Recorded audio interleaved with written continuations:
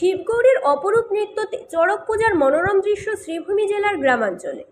শ্রীভূমি শহর সংলগ্ন তাজপুর গ্রামে আয়োজন করা হয় চড়ক পূজা। চড়ক পূজা দেখতে গ্রাম শহরের লোকেরা জড়ো হন সেখানে। চড়ক পূজার বিভিন্ন দৃশ্য আমাদের ক্যামেরায় বন্দী হয়।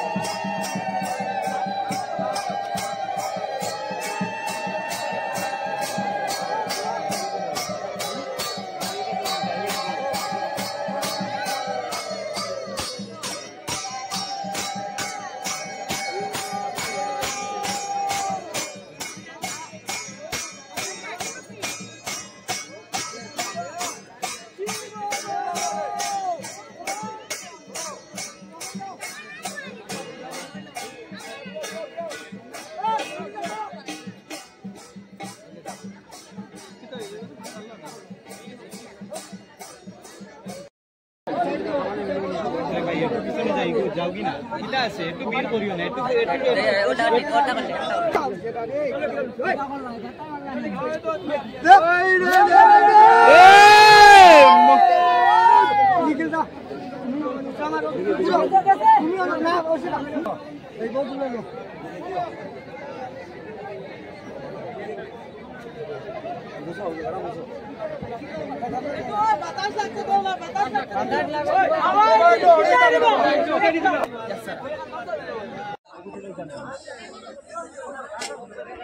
তাই নিয়ে মেইন সাধু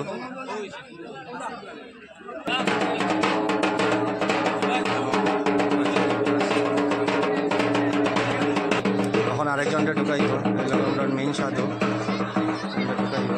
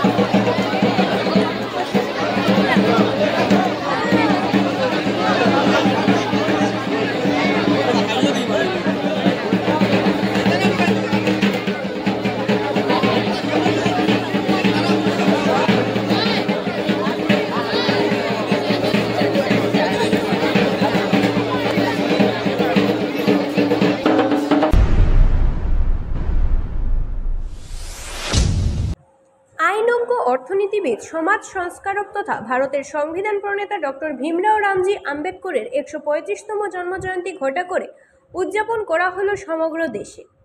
ব্যতিক্রম ছিল না রাজ্য তথা জেলা পর্যায়েও। বরাক উপত্যকার শ্রীভূমি জেলায় সাড়ম্বরে পালিত হয় আম্বেদকরের জন্মজয়ন্তী। রোববার সকাল দিকে মাল্যদান ও পুষ্পার্ঘ্য দিয়ে আম্বেদকরের প্রতি শ্রদ্ধা জ্ঞাপন করেন বিভিন্ন সংগঠনের কর্মকর্তারা। সামিল ছিলেন বিধায়ক কমলাক্ষ পুরখাইস্ত, জেলা বিজেপি প্রাক্তন সভাপতি সুব্রত ভট্টাচার্য, কৃষ্ণ দাস, অমরেশ রায়, কিশোর দে, বাপ্পন শুক্লবৈদ্য, ধীমানকান্তি রায় প্রমুখ। বর্তমানে কলকাতার মুর্শিদাবাদে হিন্দুদের উপর অকারণে নির্যাতন চালানো হচ্ছে, তাতে রাজ্যের মুখ্যমন্ত্রী সাংবিধানিক অধিকার লঙ্ঘন করেছেন, তার জন্য গভীর উদ্বেগ প্রকাশ করে বিধায়ক কমলাক্ষ সহ বিজেপির অন্যান্য কর্মকর্তারা।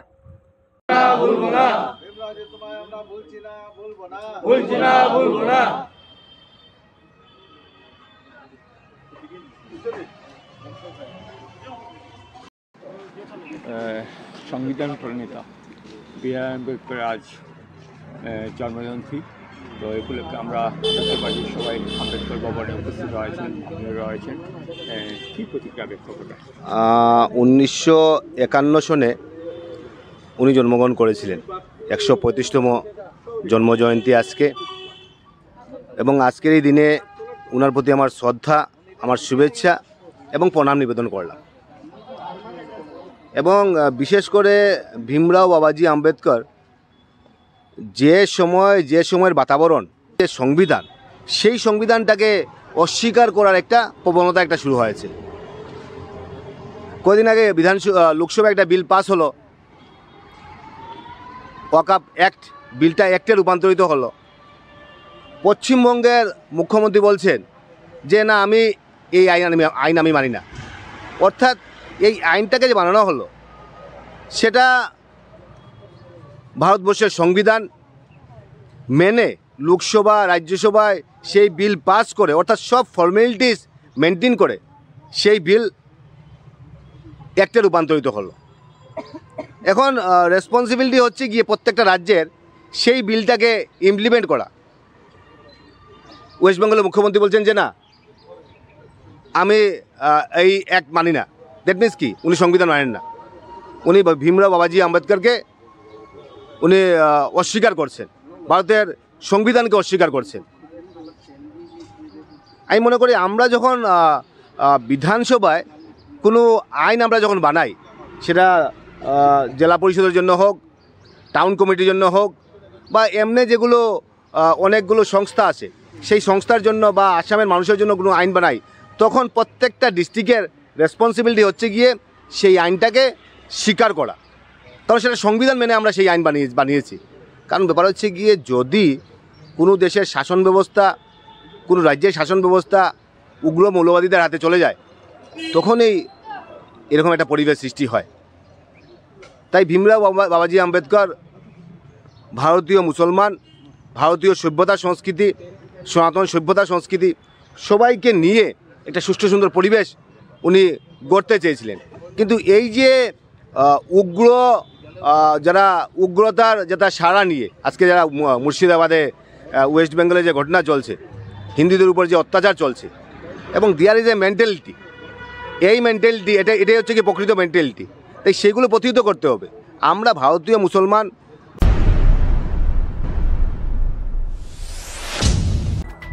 মেদল শরীফনগর জিপির কোটি কোটি টাকার দুর্নীতির সঠিক তদন্ত না হলে হাইকোর্টে মামলা করার হুমকি দিলেন প্রতিবাদকারীরা। রবিবার আরটিআই এর কপি তুলে ধরে এক সাংবাদিক সম্মেলনের মাধ্যমে পূর্বতন পীরের ছক ও বর্তমান মেদল শরীফনগর জিপির চতুর্দশ অর্থ কমিশন ও পঞ্চদশ অর্থ কমিশনের কাজের ব্যাপক দুর্নীতির তথ্য তুলে ধরে আব্দুল্লাহ খান ও Jamal Hossain.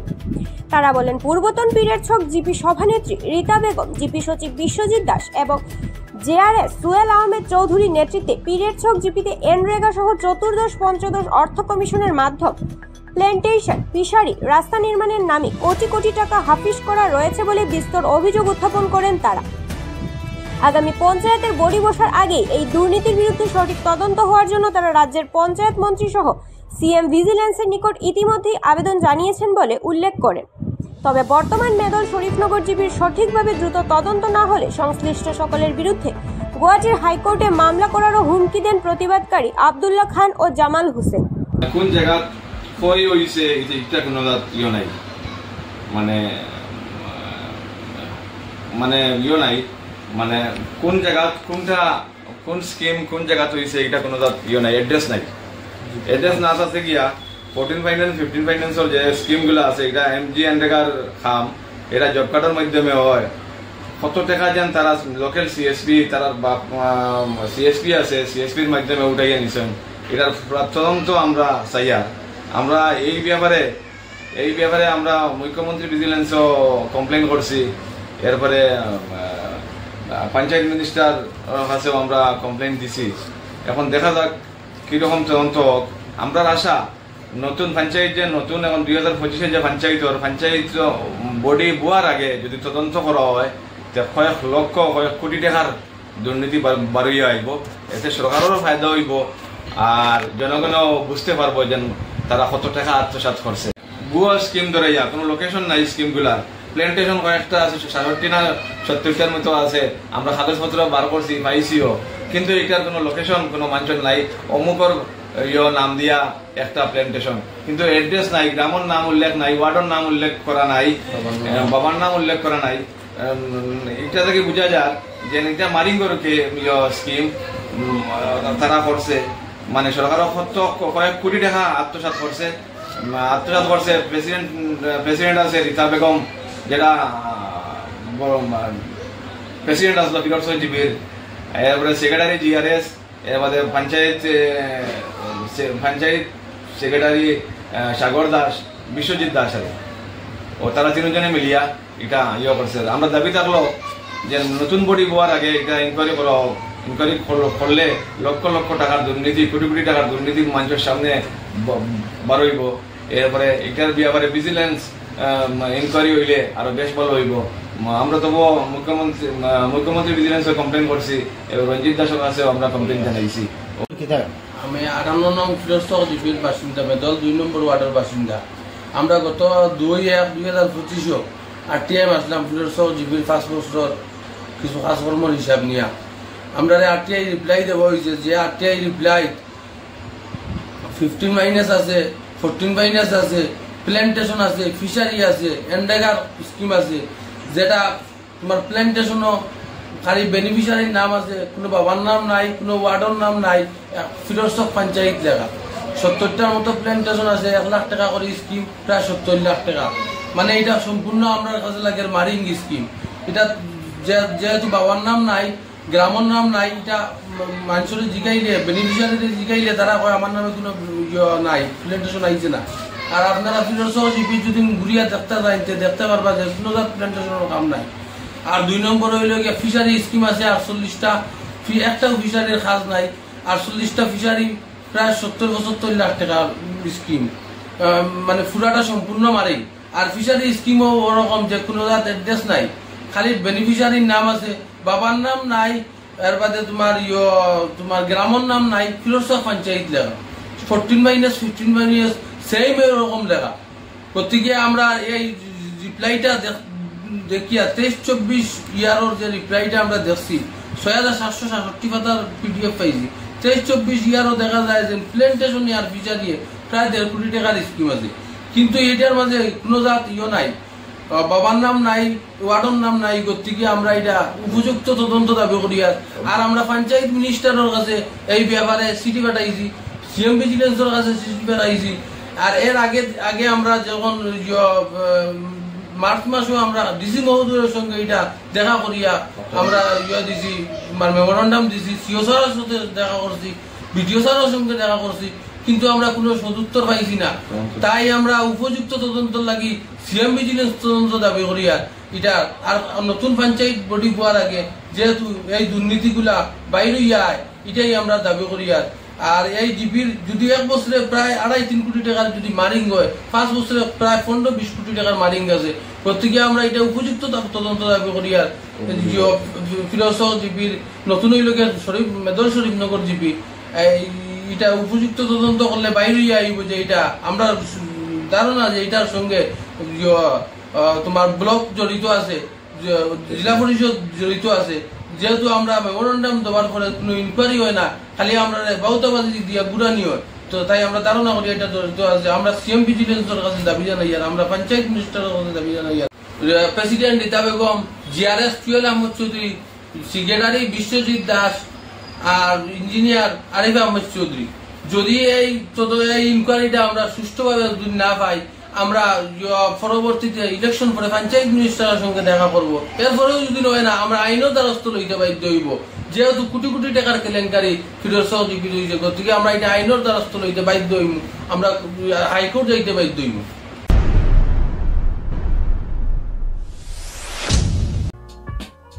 Dear parents, students and well-wishers, you all know Vivekananda Senior Secondary School, also known as Vivekananda Junior College, was established in 2003 at Chenkuri Road, Silchar, pin code 788007, having science, arts, commerce streams. Every year in HS examination, our students have been passing out with positions, distinctions, star marks, and huge numbers of letters. In degree unit, we have Encipal Memorial Degree College, which was established in 2010 and affiliated under Assam University. Both of our institutions have been guided gracefully by the experienced and qualified faculties in well-infrastructure, environmental-friendly institution.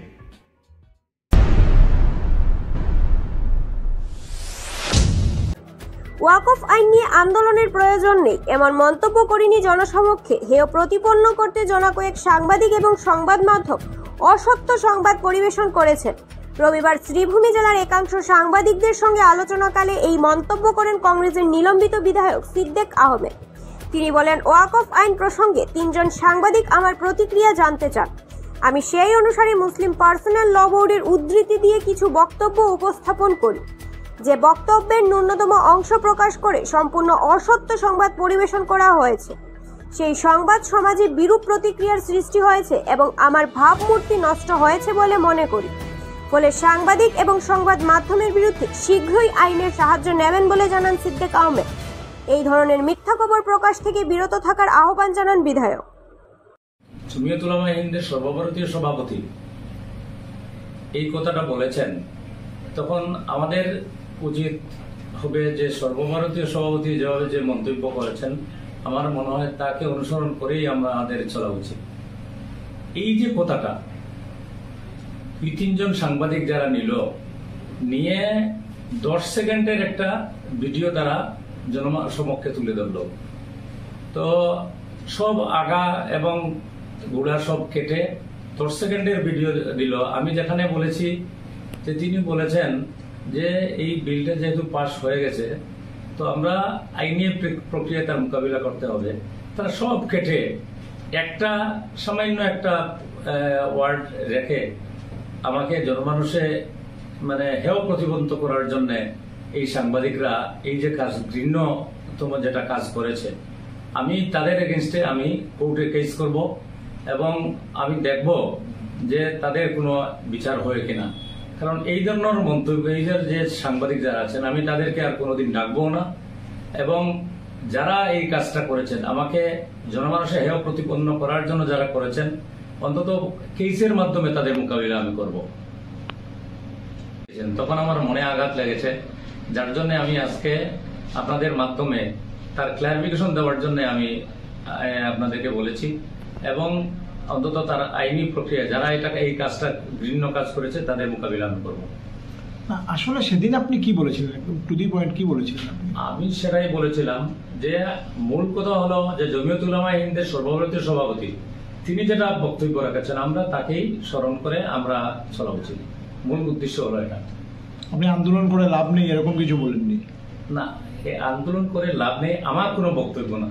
তিনি বলেছেন, সর্বভারতীয় সভাপতি বলেছেন যে মানুষ ক্ষতিগ্রস্ত হবে। BJP state যেখানে আছে, ধরেন মুখ্যমন্ত্রী বিজেপি আছেন, সরকার বিজেপি আছে, সেখানে মুসলিমরা যদি কিছু করে, আন্দোলন করে, হয়তো অনেক ক্ষতিগ্রস্ত হবে। তাদেরকে মানে হয়তো তাদের এটার মোকাবিলা বিজেপি সরকার যেখানে আছে সেটা করা মুশকিল হবে। অনেকের এখানে আমাদের মোকাবিলা করার মতো লোকও নেই। তো সেই কথাই আমি বলেছিলাম যে সর্বভারতীয় সভাপতি জমিয়ত উলামা হিন্দের সভাপতির মতে তিনি যেটা বলেছেন সেটাই ঠিক আছে এবং সেই মতে আমাদের চলা উচিত। সেটাই ছিল আমার মূল বক্তব্য।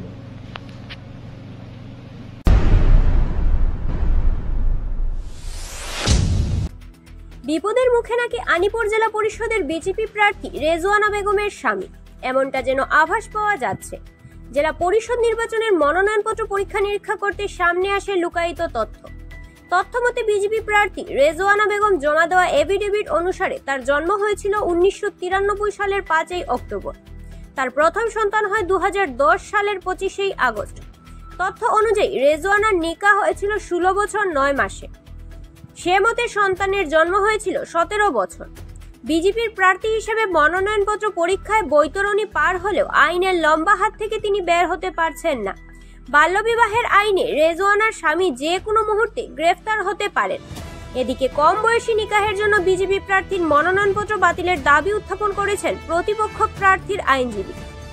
বাল্যবিবাহ প্রতিরোধে সরকার যখন কড়া পদক্ষেপ গ্রহণ করেছেন, এ সময় বিজেপি প্রার্থীজন আইন বিরুদ্ধ কাজের অভিযোগ উত্থাপিত হচ্ছে। আজকে আমরা দেখতে পারলাম যে আনিপুর জেলা পরিষদ আসনের কংগ্রেস প্রার্থী যিনি, উনি একটি অভিযোগ এনেছেন বিজেপি প্রার্থীর উপর, চাইল্ড ম্যারেজ। তো আপনি একজন আইনজীবী, চাইল্ড ম্যারেজের আওতায় যদি মনোনয়ন বাতিল হয়, এর শাস্তি, পরবর্তী শাস্তি কি হবে বা পদক্ষেপ কি নেবে ইলেকশন কমিশন, এই ব্যাপারে আপনি কি বলবেন?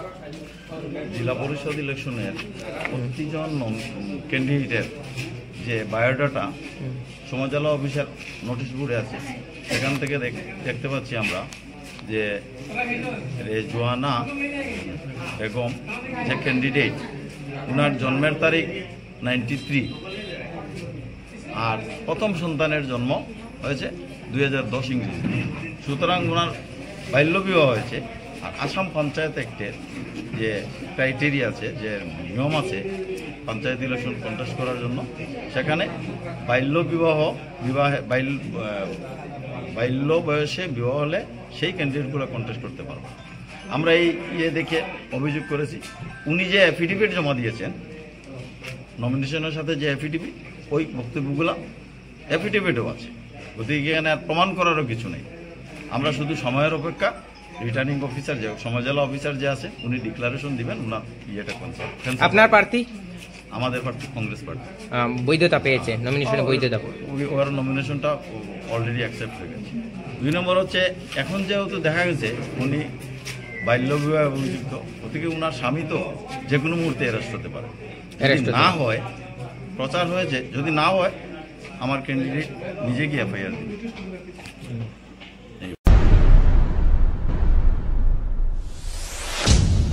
রামকৃষ্ণনগর কেন্দ্রের নিবিয়া সংলগ্ন হিন্দু অধ্যুষিত গ্রামে 15 দিনের মাথায় দুটো গো হত্যা। সড়ক অবরোধ, দোকানপাট, বাজারহাট বন্ধ করে উত্থাল প্রতিবাদ। আটকে দেওয়া হয়েছিল দূরপাল্লার যানবাহন সহ ছোট গাড়ি। বিশাল পুলিশ ও সিআরপিএফ বাহিনী নিয়ে ছুটে আসেন পুলিশের ঊর্ধ্বতন আধিকারিক সহ রামকৃষ্ণনগরের সার্কেল অফিসার।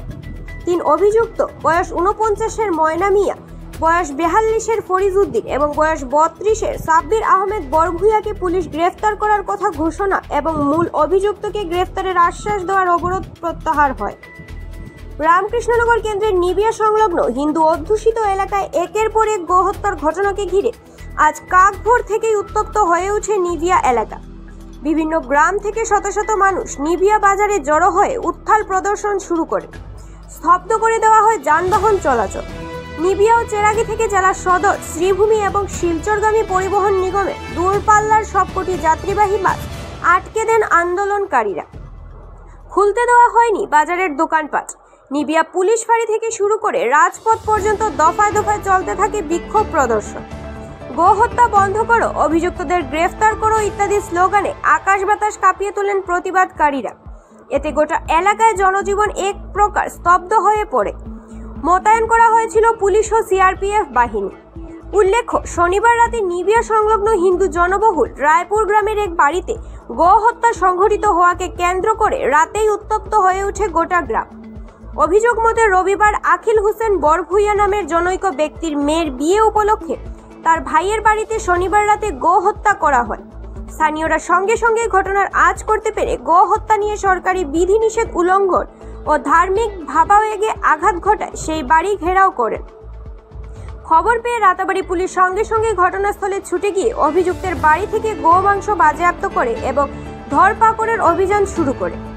উল্লেখ্য, ঈদের আগের রাতেও এলাকার মাগুরাছড়া হাতিডিপো নামের হিন্দু অধ্যুষিত গ্রামে অনুরূপভাবে গোহত্যা করাকে নিয়ে ঈদের দিনে উত্তেজনা ছড়িয়ে পড়েছিল।